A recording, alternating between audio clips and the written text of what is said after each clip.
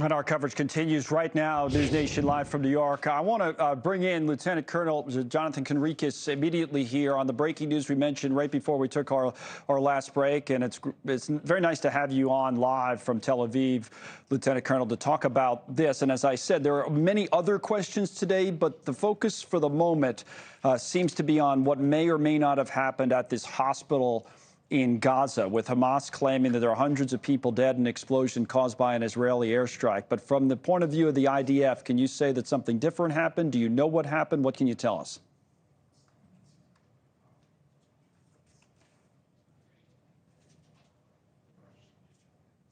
I don't think we... Sorry. Oh, there we You go. can hear me now. Okay, yes, I can. I was wondering if I was Yes. the only one, you know how this is, who didn't hear you, or if nobody heard you. This is the way technology goes. Let me have you start again then, Lieutenant Colonel, now that you're off mute, as anybody who's been in the Zoom meeting these last few years knows. Tell us in all seriousness what may have happened at this hospital. Do you know? Yes, so it is understandable, very understandable, that this is at the focus of global attention. What I can say, a few things categorically. We did not intentionally strike any hospital. That I can say categorically. We are investigating as we speak, and we are wanting to be 100% sure of what's happened. And there will be an official statement out in the coming minutes.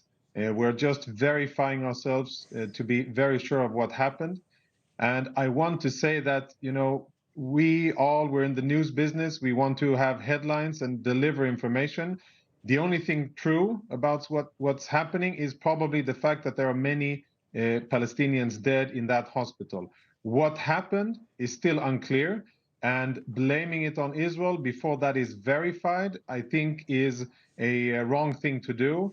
I am at this stage not able to completely deny it and to say exactly what happened, but I want people to be aware of the fact that Hamas has been firing long-range rockets towards Israel over the last 11 days, and there have been hundreds of incidents of misfire, Hamas rockets that have misfired and landed and exploded inside the Gaza Strip. And we are currently looking into, and we want to establish and verify before we say something official, that this is the case. Okay, but to be clear on that last point, though, there were reports, and you're right, we also want to verify that information is true all of the time before we report it, but there have been reports that the IDF had been saying that this was a failed rocket launch from Hamas. You're saying that is not confirmed yet. You do not know what happened. I do not have an official statement yet. It is minutes away. And hopefully in a few minutes, I'll be able to say clearly and with confidence, after our senior officers have looked at all of the information available, and with confidence say what happened and did not happen. But that is a few minutes away. Okay, the obvious risk of all of this, and we've been watching the West Bank with live video coming in there of protesters in the streets in Ramallah, is that when people see these headlines, to your point, and the blame is on Israel from the Hamas side, they're going to say Israel is going after not only civilians, but striking a hospital, and that could spill over. To what extent are you concerned about the impact of this, no matter what happened at the hospital? Yes, of course, any event in Gaza will be used by our enemies in order to mobilize more people, organizations, and entities against us.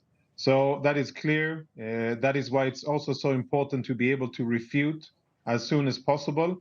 The only thing I can say categorically is that this was not an intentional IDF strike. That is beyond doubt. The other details, we'll have to wait and see. Okay, let me talk to you while we wait and see about a few other issues, if we can, in this war.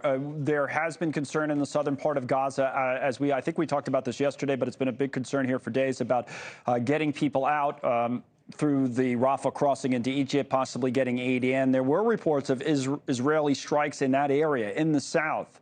And, that's an area where civilians had been told to go. Why is that happening, or is it happening in that area where civilians have been told to evacuate to?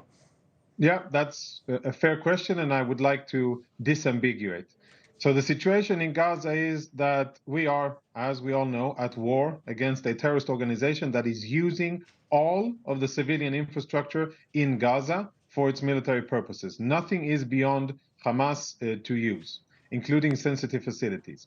We have also said very clearly, people, Gazans, please move south south of the Gaza River, and that is an area where you will be safer from main combat activities that are going to happen in the area of Gaza City. Thank you for watching. Go to newsnationnow.com to find News Nation on your television provider. And don't forget to click the red subscribe button below to get more of News Nation's fact-driven, unbiased coverage.